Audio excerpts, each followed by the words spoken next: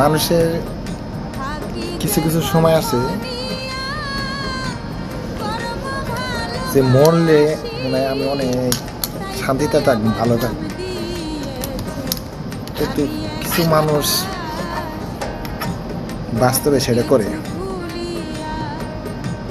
কিন্তু যখন ফার্স্ট টানায় রশি গলায় দিয়ে ঝুলায় নিচের থেকে টুকরা ফালাই দেয়, যখন জীবন চলে যায় ওই মুহূর্তে কিন্তু সে বাঁচার জন্য চেষ্টা করে, কিন্তু তার কোনো ওয়ে থাকে না। কেন জানেন?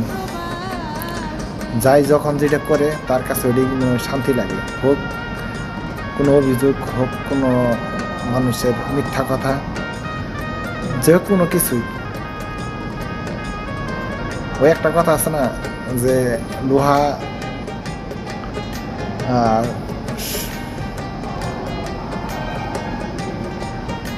স্বর্ণ লোহারে প্রশ্ন করছিল তুই এত কান্দস কে? তখন লোহা প্রশ্ন করছিল যে আমার লোহা দেয় লোহা পিঠে, আর সোনা লোহা দেয় সোনা পিঠে। কথার অর্থ হলো যে আপন লোকেরাই আপনাদের সবচেয়ে আঘাত করবে বেশি। যাদের আপনি খাওয়ান, পড়ান, টাকা পয়সা দেন, সব কিছু নিজের জীবনের বিসর্জন খাওয়াইতেছেন, পড়াইতেছেন, দিতেছেন, কোনো একটা ভুল ত্রুটি আপনি পাইলে আপনার এমন ছেঁচা ছেঁচবো, এমন অপবাদ দিব, মানে মানসিক রোগী বানালাম। কখনো ভাববো না যে আমার ফ্যামিলিতে যদি 2 মাস 1 মাস টাকা না দেয় আমি খামু কি, পড়মু কি। সব কিছু মনে করেন দে হেরাই ভালো, আপনি খারাপ। অনেকবার জীবনের সাথে যুদ্ধ করে খালি মনে করছি যে না আমার ফ্যামিলি ঠিক, সব ঠিক, আমার ছেলে মেয়ের ফ্যামিলি সবাই ঠিক, আমি ঠিক। আমার এই বিপদের সময় আমি দেখছি যে না, আমার তারাই আমার সবচেয়ে বেশি কষ্ট দেয়।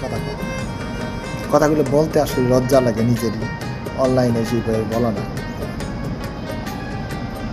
মাঝে মাঝে মনে হয় যে নিজের জীবন নিজে আত্মহত্যা করে মরি, কিন্তু মরে তো শান্তি পাবো না। এত দিন প্রায় 5 বছর বিদেশ থাকলাম, কোনো একটা শখ পূরণ করতে পারলাম না, কোনো কিছু খাইতে পারলাম না, কোনো কিছু ঠিক মতো করতে পারলাম না। সব ফ্যামিলি ফ্যামিলি ফ্যামিলি, এই টাকা ওই টাকা দিতে দিতে দিতে নিজের জীবন অর্ধেক করে ফেলেছি। তারপরেও আমি তাদের কাছে ভালো না।